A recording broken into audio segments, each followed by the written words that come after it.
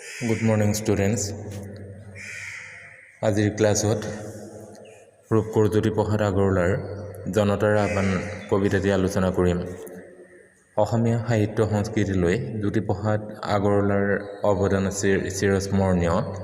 সংগীতজ্ঞ, কবি, কথাছবি পৰিচালক আৰু নাট্যকাৰ হিচাপে জ্যোতিপ্ৰসাদে পৰিচিতি লাভ কৰিছে যদিও তেওঁ মূলতঃ বিপ্লৱী কবি। জ্যোতিপ্ৰসাদে বিশ্বাস কৰিছিল ৰূপান্তৰ বিপ্লৱত। তেওঁ কৈছিল, বিপ্লৱ বাদ দি কোনো জাতিয়ে কোনো ক্ষেত্ৰত আগবাঢ়িব নোৱাৰে। সেইকাৰণে তেওঁ ৰঙমঞ্চ, নাট্য কৌশল, কথাছবি আৰু কবিতাৰ ক্ষেত্ৰত নতুন আদৰ্শ আৰু কাৰিকৰী কৌশল প্ৰৱৰ্তন কৰিবলৈ প্ৰচেষ্টা চলাইছিল। এতিয়া আমি এইগৰাকী মহান শিল্পীৰ চমু পৰিচয় সম্পৰ্কে কিছু কথা আলোচনা কৰিম। জ্যোতিপ্ৰসাদ আগৰৱালাৰ জন্ম হৈছিল 1903 চনত ডিব্ৰুগড়ৰ তামোলবাৰী চাহ বাগিচাত। তেওঁৰ পিতৃৰ নাম পৰমানন্দ আগৰৱালা আৰু মাতৃৰ নাম কিৰণময়ী আগৰৱালা। 1926 চনত উচ্চ শিক্ষা লাভৰ বাবে তেওঁ ইংলেণ্ডলৈ যায় যদিও কোনো ডিগ্ৰী নোলোৱাকৈ উভতি আহে। তাৰ পিছত জাৰ্মানীলৈ গৈ তাত কথাছবি প্ৰযোজনা আৰু পৰিচালনা বিষয়ত প্ৰশিক্ষণ লয়।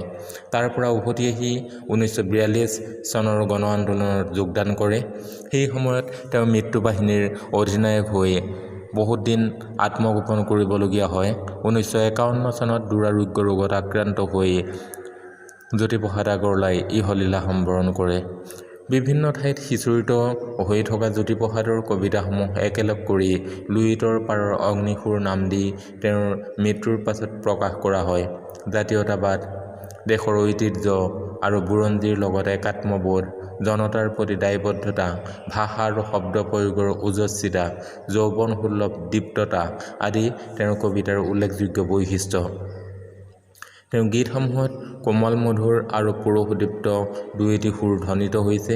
গীতসমূহৰ সুৰ জ্যোতিপ্ৰসাদৰ স্বকীয় সৃষ্টি। নাট্যকাৰ হিচাপে তেওঁ আত্মপ্ৰকাশ কৰে শোণিতপুৰী নাটকৰ জৰিয়তে।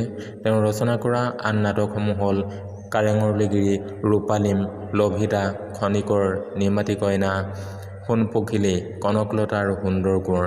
1935 চনত জ্যোতিপ্ৰসাদে প্ৰথম অসমীয়া কথাছবি জয়মতী আৰু 1939 চনত ইন্দ্ৰমালতী কথাছবি নিৰ্মাণ কৰে।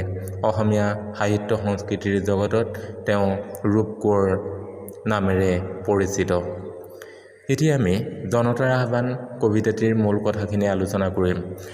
কবিতাটোত কবিয়ে পৃথিৱীৰ জনতাৰ মাজত বিয়পি পৰা এক নতুন চেতনাৰ অভ্যুদয়ৰ কথা বৰ্ণনা কৰিছে।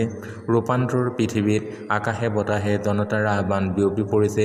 সুন্দৰৰ পূজাৰ যি সাধনা আৰম্ভ হৈছে, তাত জনতাই ষোড়শোপচাৰেৰে সুন্দৰৰ আৰাধনাত মগ্ন হৈছে। বোকাত জন্ম লভা সাধাৰণ জনতাই আজি পদুম ফুলৰ দৰে ফুলি পোহৰ বিলাইছে। অন্ধকাৰ নাশি পোহৰত পাহি মেলি আকাশত সৌন্দৰ্য সিঁচিবলৈ আজি জনতা ওলাই আহিছে। মানুহৰ এই পৃথিৱীখনত শান্তিৰ সুৰভি বিলাই জীৱনৰ এক অভিনৱ ৰূপ পুষ্পিত কৰি তুলিবলৈ আজি মানৱৰ সংহত অভ্যুত্থানে জনতাৰ মহাপ্ৰাণ জাগ্ৰত কৰি তুলিছে। আজি জনতাৰ আলোক বিজয়ী অপূৰ্ব অভিযানে পৃথিৱীৰ আকাশ মুখৰিত কৰি তুলিছে। নৱজীৱনৰ মহাসংঘাতে বৰ্তমানক কঁপাই তুলিছে। বেদত ধ্বনিত হোৱা আলোকৰ আগমনী মন্ত্ৰ আজি সাৰ্থক হ'বলৈ আগবাঢ়িছে। ঘোষণা কৰিছে জনতাৰ জয়, জনতন্ত্ৰৰ জয়, মহা মানৱতন্ত্ৰৰ জয়।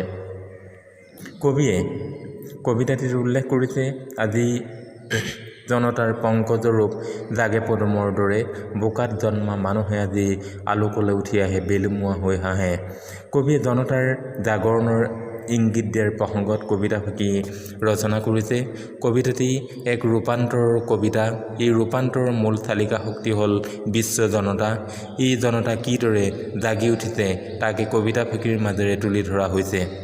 কবিয়ে জানে যে এই পৃথিৱীৰ পৰিৱৰ্তনৰ মূল চালিকা শক্তি হোৱা স্বত্বেও জনতা সদায় বঞ্চিত আৰু নিপীড়িত।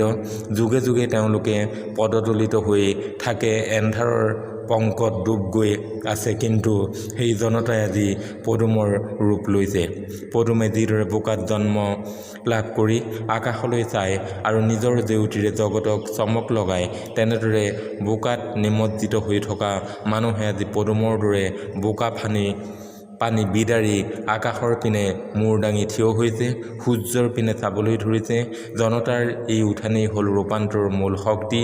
এই ৰূপান্তৰৰ মাজেদি পোহৰৰ ৰাজ্য প্ৰতিষ্ঠা হ'ব বুলি কবিয়ে আশা কৰিছে।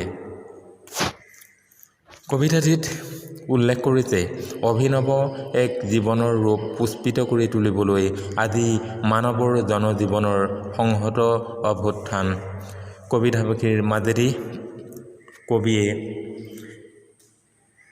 মানৱ জীৱনৰ চৰিত্ৰৰ মাজত সুপ্ত হৈ থকা বৈপ্লৱিক চেতনাৰ অভ্যুত্থান দেখিবলৈ পাইছে। এনে মুক্তিপেয়ী চেতনাৰ প্ৰকাশ কৰি আগৰৱালাই নতুন অভিনৱ এক নতুন ৰূপত জনতাক তেওঁ দেখিবলৈ পাইছে। কবিয়ে পুষ্পিত কৰি তোলাৰ কথা ব্যক্ত কৰিছে। মানৱৰ অভ্যুত্থানত কবি উৎসাহী হৈ পৰিছে। লগতে সেই অভ্যুত্থানত কবিয়ে আনন্দও প্ৰকাশ কৰিছে। আজি জনতাৰ আলোক বিজয়ী অপূৰ্ব অভিযান, আজি পৃথিৱীৰ আকাশে আকাশে জনতাৰ আহ্বান, নৱজীৱনৰ মহাসংঘাতে কঁপাই বৰ্তমান জনতাৰ শক্তিক গভীৰভাৱে বিশ্বাস কৰা জ্যোতিপ্ৰসাদ আগৰৱালাই এই কবিতাফাঁকিৰ মাজেৰে এক মহা পৰিৱৰ্তনৰ ইংগিত দাঙি ধৰিছে।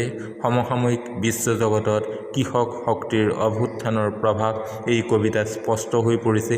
বিশ্বজুৰি হোৱা এই নতুন উত্থানৰ অগ্ৰণী শক্তি হ'ল জনতা। সেয়েহে তেওঁ কৈছে, আজি জনতাৰ অপূৰ্ব অভিযান আৰম্ভ হৈছে আৰু এই অভিযান হ'ল আলোক বিজয়ী। আজি জনতাৰ এনে উত্থানেই একমাত্ৰ পোহৰৰ ৰাজ্য প্ৰতিষ্ঠা কৰিব পাৰিব। পৃথিৱীৰ চৌদিশে জনতাৰ এই উত্থানৰ আহ্বানে আকাশ বতাহ মুখৰিত কৰিছে আৰু এই আহ্বানে এই পৰিৱৰ্তনৰ সম্ভাৱনা প্ৰকট কৰি তুলিছে। এই পৰিৱৰ্তন বা ৰূপান্তৰে যুগ যুগ ধৰি চলা জনতাৰ দাসত্বৰ বন্ধনৰ পৰা মুক্তি দি আলোকৰ পথলৈ আগুৱাই আহিছে। সেয়েহে বৰ্তমান নৱজীৱনৰ মহাসংঘাতত বৰ্তমান যেন কঁপি উঠিছে। তোমালোকে নিশ্চয় কবিতাটি মূল কথাখিনি বুজিব পাৰিছা।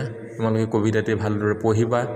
মই আকৌ তোমালোকক ইয়াৰ যদি কিবা নুবুজা থাকে মই কবিতাটি পুনৰ সহজ সৰলভাৱে বুজাই দিম।